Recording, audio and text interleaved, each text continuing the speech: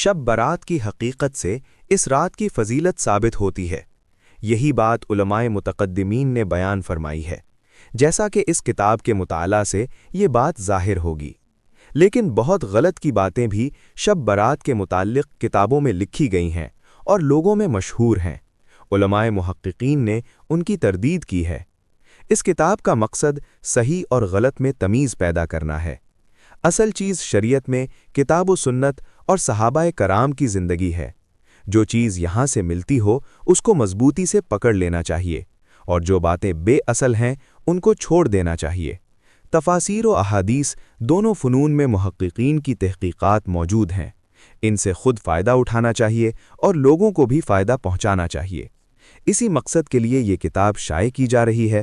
اللہ تعالیٰ تمام مسلمانوں کو اس سے فائدہ پہنچائے اور مؤلف کے لیے ذریعہ نجات بنائے، آمین۔ بسم اللہ الرحمن الرحیم۔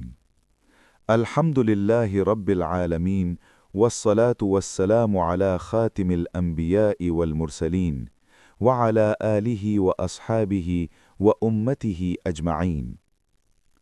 اما بعد، اللہ تعالیٰ نے اپنے بے انتہا فضل و رحمت اور بندوں پر شفقت کی وجہ سے کچھ خاص مواقع ایسے عنایت فرمائے ہیں جن میں بندوں کو مغفرت و رحمت اور ثواب حاصل کرنے کا سنہرا موقع حاصل ہوتا ہے۔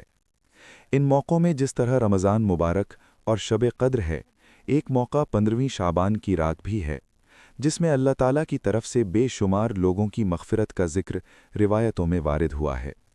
اسی لیے اس رات کو لیلۃ البراءت کہتے ہیں، یعنی جہنم اور عذاب سے چھٹکارے اور خلاصی کے فیصلے کی رات۔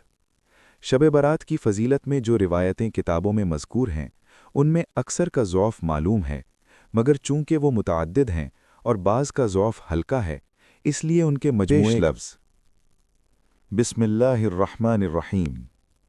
الحمد للہ رب العالمین والصلاة والسلام علی خاتم الانبیاء والمرسلین وعلی آلہ واصحابہ وامتہ اجمعین۔ اما بعد، اللہ تعالیٰ نے اپنے بے انتہا فضل و رحمت اور بندوں پر شفقت کی وجہ سے کچھ خاص مواقع ایسے عنایت فرمائے ہیں جن میں بندوں کو مغفرت و رحمت اور ثواب حاصل کرنے کا سنہرا موقع حاصل ہوتا ہے۔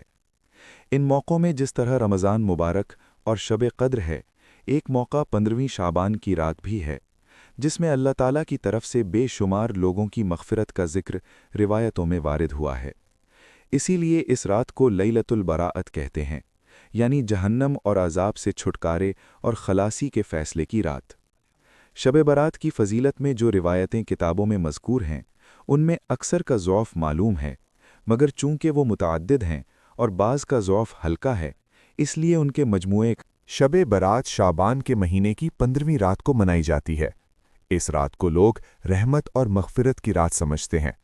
اس رات لوگ اللہ کی عبادت کرتے ہیں، قرآن پڑھتے ہیں، دعا کرتے ہیں اور گناہوں کی معافی مانگتے ہیں۔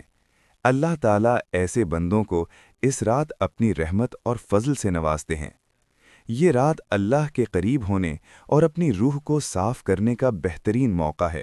جو شخص دل سے عبادت کرے، دعا کرے اور نیک اعمال کرے، اللہ اسے اس کی محنت کا بہترین اجر عطا فرماتے ہیں۔